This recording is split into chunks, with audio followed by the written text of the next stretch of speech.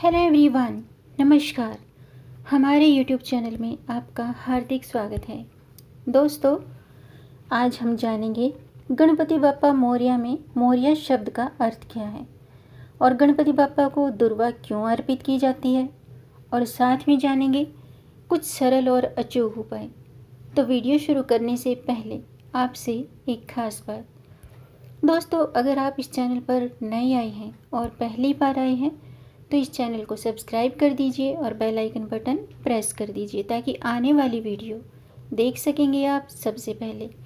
और जिन्होंने ये चैनल सब्सक्राइब कर दिया है उनका दिल से आभार, बहुत बहुत धन्यवाद। दोस्तों, इसी तरह इस चैनल को अपना प्यार देते रहिएगा और वीडियो को अंत तक जरूर देखिएगा ताकि कोई भी जानकारी छूट न जाए। तो आइए शुरू करते हैं। दोस्तों, गणपति बाप्पा मोरया के जयकारे हर दिन लगते हैं। क्यों गणपति बाप्पा को मोरया मोरया रे मोरया कहा जाता है? अब सवाल ये है कि मोरया क्या है? मोरये या मोर से इनका कोई ताल्लुक है या ये गणपति का ही कोई नाम है? जी नहीं, इस मोरया शब्द के पीछे का इतिहास बिल्कुल अलग है और हमें यकीन है कि बहुत कम लोगों को इसके बारे में पता होगा। जी हाँ, किसी भी गणेश पूजा में, गणेश उत्सव में, गणेश चतुर्थी से गणेश विसर्जन तक मोरया गुंजन की धूम रहती है। गणपति बाप्पा मंगल मूर्ति मोरया, पुढच्या वर्षी लौकरिया, अर्थात मंगलकारी पिता अगली बार जल्दी आना। और मालवा में इसी तर्ज पर चलता है कि गणपति बाप्पा मोरया, 4 लड्डू चोरया, 1 लड्डू टूट गया, नी गणपति बाप्पा आई आज्ञा। ये इस तरह से मालवा में भी बोला जाता है। गणपति बाप्पा से जुड़े इस मोरया नाम के जो पीछे का राज है, ये एक गणेश भक्त की वजह से है। कहते हैं कि 14वीं सदी में पुणे के समीप चिंचवड़ में मोरया गोसावी नाम का एक सुविख्यात गणेश भक्त रहते थे। चिंचवड़ में इन्होंने कठोर गणेश साधना की थी और ऐसा माना जाता है कि मोरया गोसावी ने यहाँ जीवित समाधि भी ली थी। बस तभी से यहाँ का गणेश मंदिर देश भर के देश में विदेशों में भी प्रसिद्ध हुआ है। अपने देश में तो है ही है ये प्रसिद्ध। और गणेश भक्तों ने गणपति के नाम से गणेश भगवान जी की पूजा के नाम से मोरया के नाम से ही इसको जोड़ दिया है, इसलिए गणपति बाप्पा को मोरया कहा जाता है। अब जानते हैं कि गणेश जी को दुर्वा क्यों चढ़ाई जाती है। दोस्तों, हम सभी जानते हैं कि गणेश को दुर्वा बहुत प्रिय है। दुर्वा को दूब भी कहा जाता है। यह एक प्रकार की घास होती है जो सिर्फ गणेश पूजन में ही उपयोग में लाई जाती है। आखिर श्री गणेश जी को ये दुर्वा इतनी प्रिय क्यों है? इसके पीछे की भी एक कहानी है कि क्यों 21 गांठें ही श्री गणेश जी को चढ़ाई जाती हैं। एक पौराणिक कथा के अनुसार प्राचीन काल में एक दैत्य था और उसके कोप से स्वर्ग और धरती में त्राही त्राही मची हुई थी। अनलासुर नाम का ये एक ऐसा दैत्य था जो मुनि, ऋषियों और साधारण मनुष्यों को जिंदा निगल जाता था।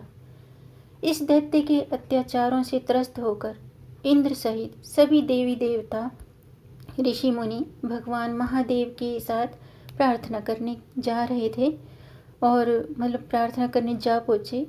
तब सभी ने महादेव से ये प्रार्थना की कि वे अनलासुर के आतंक का खात्मा करें। तब महादेव ने समस्त देवी देवताओं और मुनि ऋषि मुनियों की प्रार्थना सुनकर उनसे कहा कि दैत्य अनलासुर का नाश केवल श्री गणेश ही कर सकते हैं। फिर सबकी प्रार्थना पर भगवान श्री गणेश ने अनलासुर को निगल लिया। तब उनके पेट में जलन होने लगी। इस परेशानी से निपटने के लिए कई प्रकार के उपाय करने के बाद भी जब गणेश जी के पेट की जलन शांत नहीं हुई तब कश्यप ऋषि ने दुर्वा की 21 गांठें बनाकर श्री गणेश जी को खाने को दे दी।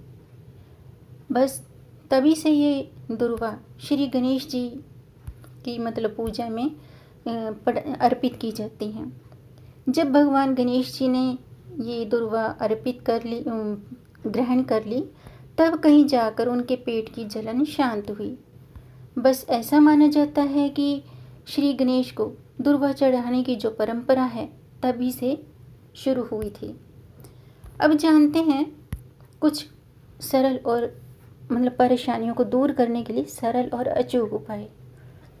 यदि आपका कोई काम नहीं बन रहा है और आप बहुत परेशान हैं, तो 4 नारियल माला में पिरो करके गणेश जी को चढ़ानी है। जी हाँ, अगर आपका कोई काम नहीं बन रहा है तो आप 4 नारियल माला में पिरो करके गणेश जी को अर्पित करें। ऐसा करने से सारी बाधाएं, काम में जितनी बाधाएं होती हैं वो दूर हो जाती हैं। इसके अलावा परीक्षा में अगर आपका बच्चा बार बार असफल हो रहा है या इंटरव्यू में आप सफल नहीं हो रहे हैं, तो कच्चे सूत में 7 गांठ लगाकर जय गणेश काटो कलेश इस मंत्र का जाप करते हुए पर्स में रख लीजिए। ऐसा करने से परीक्षा में सफलता प्राप्त होगी, या इंटरव्यू देने जा रहे हैं तो उसमें सफलता प्राप्त होगी। इसके अलावा भाग्य को अपने अनुकूल करने के लिए गणेश जी का जल से अभिषेक करें और लड्डू का भोग लगाकर गणेश जी से प्रार्थना करें। इसके अलावा समस्या दूर करने के लिए आपको एलिफेंट की सेवा करनी चाहिए। जी हाँ, अगर आप हाथी को हरा चारा खिलाकर उसकी मतलब एलिफेंट की सेवा करते हैं, उसे हरा चारा खिलाते हैं, तो ऐसा करने से गणेश जी प्रसन्न होते हैं। और क्रोध दूर करने के लिए, अगर आपको ज़्यादा गुस्सा आता है तो क्रोध दूर करने के लिए लाल रंग के फूल गणेश जी पर चढ़ाएं। ऐसा करने से क्रोध दूर होता है। इसके अलावा अगर आप बोलने में झिझकते हैं या वाणी के अन्य दोष हैं जैसे तुतलाहट या हकलाहट, तो गणेश जी को केले की माला बनाकर चढ़ाएं। और इसके अलावा पारिवारिक कलह हो, घर में कलह क्लेश रहता हो, तो बुधवार के दिन दुर्वा के गणेश जी की प्रतीकात्मक मूर्ति बनाकर, गणेश जी की मतलब दुर्वा से ही बनानी है प्रतिमा, और घर के देवालय में, घर के मंदिर में स्थापित करें और प्रतिदिन इसकी विधि पूर्वक पूजा करें। ऐसा करने से पारिवारिक कलह दूर होता है, घर में सुख शांति बनी रहती है। इसके अलावा गणेश जी को तुलसी कभी नहीं चढ़ानी चाहिए। इस बात का ध्यान रखना चाहिए कि गणेश जी को दुर्वा तो अर्पित की जाती है, लेकिन तुलसी भूल कर भी अर्पित नहीं करनी चाहिए। और 3, 5, 7 में दुर्वा चढ़ाने से लाभ मिलता है। इसके अलावा घर के मुख्य दरवाजे पर गणेश जी की प्रतिमा लगाकर मतलब गणेश जी की जो प्रतिमा है वो लगाने से घर में सुख समृद्धि बनी रहती है, धन का आगमन होता है और घर में पॉजिटिविटी आती है। कोई भी नकारात्मक शक्ति घर में प्रवेश नहीं कर पाती है। तो दोस्तों, उम्मीद है आपको ये जानकारी अच्छी लगी होगी। अगर आपको ये जानकारी अच्छी लगी हो तो आप इसे लाइक कर सकते हैं। लाइक के बटन को दबाएंगे तो नीला हो जाएगा। आपके लाइक से ही दोस्तों हमारा मोटिवेशन अप होता है। तो जानकारी पसंद आने पर लाइक ज़रूर कीजिएगा। वीडियो को आगे बढ़ाकर ज़्यादा से ज़्यादा शेयर कर दीजिएगा ताकि औरों को भी इससे लाभ प्राप्त हो। और अगर आपका कोई प्रश्न है या कोई सुझाव है तो कमेंट बॉक्स में ज़रूर लिखिएगा। मेरे चैनल को सब्सक्राइब ज़रूर कीजिएगा ताकि आने वाली वीडियो देख सकेंगे आप सबसे पहले। और वीडियो को अंत तक देखने के लिए आपका बहुत बहुत धन्यवाद। मिलेंगे नई जानकारी के साथ, तब तक आप खुश रहें, स्वस्थ रहें, अपना ख्याल रखें और अपनों का भी ख्याल रखें। और प्रेम से बोलें गणपति बप्पा मोरया। हर हर महादेव।